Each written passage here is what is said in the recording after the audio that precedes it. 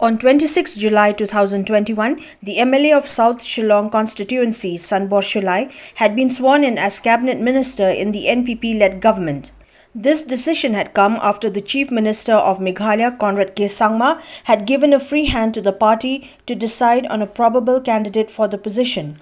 It may be informed that the Health Minister of the state, A.L. Hek, had been asked to step down from his ministerial berth for Sanbor Shullai to take his place.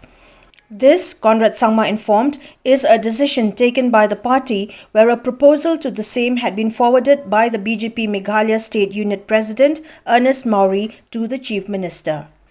I, Shri Sanbor Shullai, do swear in the name of God that I will bear true faith and allegiance to the Constitution of India, as I was blessed, that I will uphold the sovereignty and integrity of India, that I will faithfully and conscientiously discharge my duties as a minister for the state of Meghalaya, and that I will do right to all manner of people in accordance with the Constitution and the law without fear or favor.